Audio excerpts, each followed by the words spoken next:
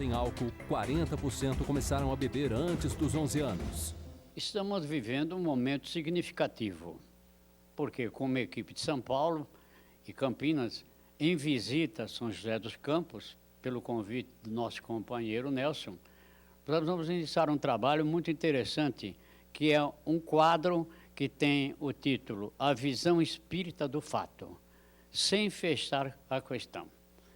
Esse quadro visa, evidentemente, trazer do dia a dia o noticiário que está presente nos veículos não espíritas, as revistas que estão nos bancos dos jornais, enfim, o fato da televisão, para tentar mostrar que o espiritismo lida com gente, e gente tem sentimento, vivencia a realidade do dia a dia e participa do cotidiano da humanidade.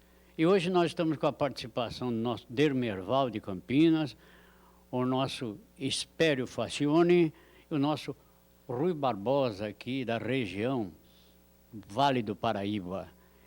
E tem uma notícia muito interessante, para mim ela chocou em princípio. Ao ler o jornal de manhã, quando eu separava as notícias para o programa, eu fiquei impressionado porque ela fala de jovens viciados em álcool. 40%, é uma pesquisa feita, começaram a beber antes dos 11 anos. Essa notícia é contida no jornal Estado de São Paulo, do dia 7 de 2 de 2011. Dermeval, essa notícia, se você de repente chegasse diante de uma banca de jornal e lesse com profundidade a sua visão a respeito da vida e do espiritismo, sofreria alguma ideia de você tentar refletir a respeito do assunto? De fato, você chamou bastante atenção a um ponto. Pela visão materialista, pela visão social que nós temos no dia a dia, ela pode causar um espanto. Até o ponto que a gente entende que, apesar da idade do corpo biológico, a idade cronológica aqui na Terra ser 11 anos, são espíritos. Espíritos, como todos os outros aqui no planeta, caminhando. Agora, o que nós podemos discutir aqui, e teremos oportunidade, será que esses espíritos precisam caminhar sozinhos ou será que nós temos aí condições de contribuir para que seja uma boa caminhada? Quando se fala em idade, se fala em família, se fala em sociedade, se fala em conjunto de seres, nós estamos falando particularmente de espíritos e de individualidade, ou a gente deve fazer a avaliação pelo fato global, de tudo que está acontecendo, analisar os detalhes disso tudo? Olha, Éder, eu não digo não só analisar os detalhes, mas como compreender que toda a nossa estrutura, ela é bem característica e individual. Afinal de contas, nós somos espíritos, somos essências únicas e cada um de nós temos aí as nossas teses, as nossas ideias. E, naturalmente, quando nós nos deparamos com essa notícia, há muita ebulição dentro de toda a nossa estrutura. Mesmo porque, ora, nós entramos no aspecto de analisar meramente aquela criança que está ali se entregando ao vício, ou possivelmente relembrar que está ali um espírito já com muitas experiências e com muitas vidas. Rui, é importante uma notícia dessa para o nosso aprendizado aqui no mundo, ou a gente deve fechar os olhos e o ouvido para essa realidade? Éder, essa notícia, se a gente for analisar, ela não é nova.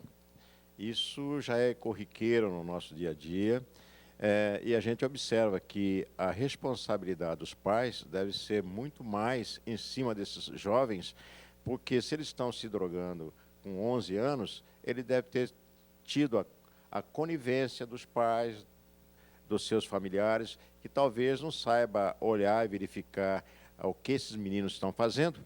E às vezes até é bonito, a criança, o pai até oferece bebida para as crianças, não sabendo da dificuldade, porque a bebida ela é lícita, infelizmente ela é lícita no nosso comércio.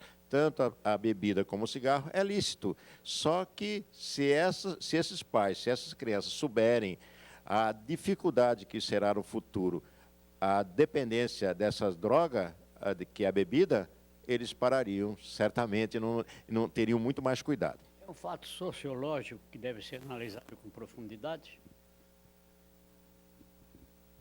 Olha, é importante a gente lembrar que é um fato, não resta dúvida, está aí, está nas bancas, Agora, cada um vai olhar por um prisma. Certamente os médicos vão olhar de uma forma, os assistentes sociais por uma outra forma, os governantes por outra forma, e o espiritismo também tem o seu modo de olhar a questão.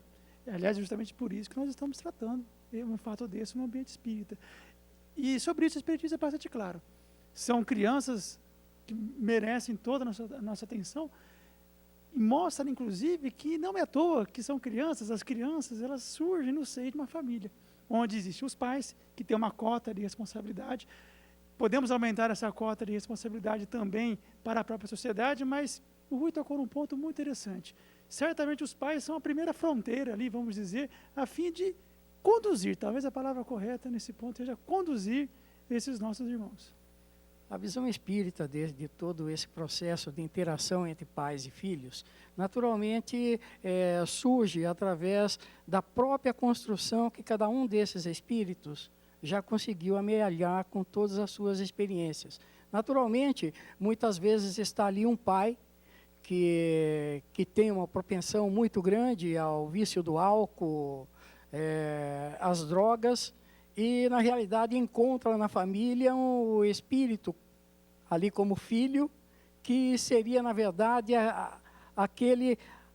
aquela parte onde ele iria tentar minimizar com que o pai pudesse entregar realmente ao vício. E ao contrário também, né? Na família tem muitos espíritos que estão renascendo juntos exatamente por conta de terem aí experiências recíprocas. É um fato que você pode passar batido, simplesmente porque o jornal fala isso diariamente. Essas pesquisas não são atuais, sempre existiram. Mas o fato dessa notícia surgir na nossa frente, tocar no nosso sentimento, exigir de nós uma reflexão, dá a nós, comunicadores espíritas, condição de fazer uma análise a fim de motivar as pessoas para entender efetivamente o problema e as consequências disso tudo em relação ao espírito. A gente observa que a doutrina espírita, com relação aos pais, ela é rigorosa. Ela fala, olha, você, esse ser que lhe é dado para que você tenha dentro de casa como filho, você tem responsabilidade de orientá-lo, de encaminhá-lo para a vida. Agora, a gente observa que muitos falham nessa tarefa, porque já são coisas que vêm há muito, né? Quer dizer, são coisas que são passadas de pais para filhos, e esses pais, eles têm dificuldade para também orientar os seus filhos. Então, é uma necessidade que nós temos de realmente tomarmos muito mais cuidado, porque, graças a Deus, a imprensa está divulgando esses dados, que é importante, né? Que a gente tenha conhecimento, a gente saiba que realmente essas crianças de tenra idade já estão entrando no caminho das bebidas e das drogas, né? Porque a bebida é o primeiro caminho para as drogas. Eu queria que vocês comentassem, a criança é um espírito global ou ela é só um pedaço de um ser? Com toda certeza não. Já é um espírito. Podemos dizer que uma criança hoje, na realidade, é também o nosso companheiro de jornada. Muitas vezes nós achamos que aquele filho está sujeito ao nosso autoritarismo, está sujeito à nossa condução, seja ela que tipo for, e não compreendemos muitas vezes que estão ali conosco espíritos como crianças, porque é óbvio, acabaram de renascer, mas que são nossos companheiros de jornada e com quem nós já travamos alguns relacionamentos em vidas anteriores. Bonita essa expressão, companheiros de jornada. Só que com papéis diferentes. A doutrina espírita mexe um pouco com a cabeça da gente, quando a gente começa a pensar dessa maneira, não, Nerval? Ninguém aparece numa família por um acaso. Isso é importante a gente ressaltar para os companheiros que estão em casa. O Espiritismo é bastante claro em mostrar que antes da encarnação do Espírito, antes dele aparecer nesse mundo por meio da porta, que é o nascimento, há todo um planejamento. E um planejamento muito tranquilo, muito sério, muito consistente. Agora, naturalmente, nós não podemos esquecer que esse planejamento para que serve? Justamente para que o espírito tenha experiências do mundo como o nosso. Uma delas é justamente o álcool.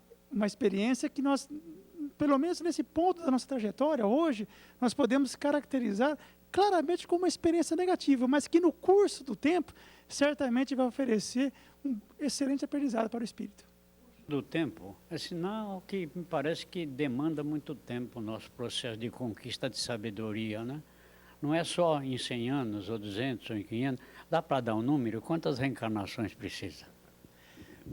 Olha, a gente observa que nós estamos aqui reencarnados e, graças a Deus, se nós estamos aqui conversando a esse assunto, significa que nós já adquirimos um certo conhecimento através das nossas reencarnações. Mas tem alguns que estão iniciando, né? E essa iniciação é difícil, porque esses espíritos estão muito sujeitos a essas tendências viciosas, estão com muita facilidade. Inclusive, Herculano Pires, ele fala muito no seu livro O Centro Espírita, ele diz, olha, existem 2 tipos de espírito nesse nosso mundo, um espírito fraco e um espírito forte. Então, a gente precisa até analisar, saber que esse espírito fraco são aqueles que estão reencarnando, começando a sua reencarnação nesse nosso mundo. Nós estamos destacando aqui o papel dos pais, justamente porque a notícia é bem clara quando ela aborda, ela trata de crianças de 11 anos.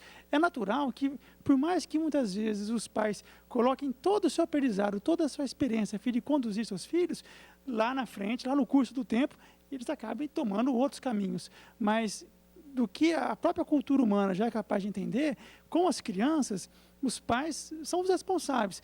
Pode ser que eles não detenham o conhecimento até e a experiência suficiente para conduzir, mas eles são os responsáveis para suprir essas necessidades.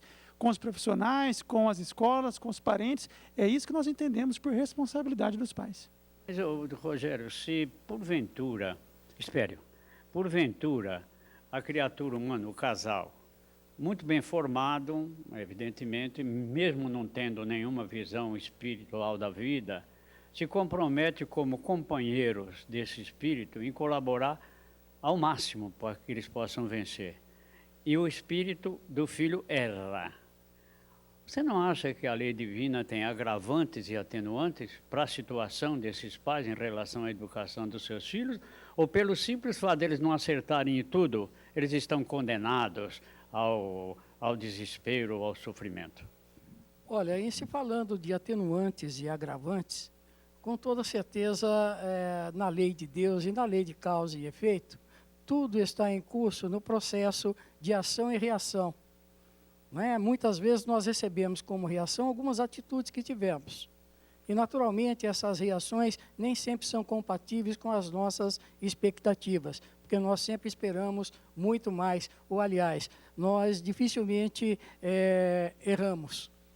Né? Nós só aceitamos que erramos quando o fato já está ali e está comprovado. Agora, com referência ao processo de houver alguns equívocos nesse ajustamento entre os 3, vamos dizer assim, pais, filhos, mães também, todos envolvidos, quando um deles naturalmente se equivoca, o processo que fica é um processo muito dolorido, mas o que se deve entender é que todos eles estão envolvidos.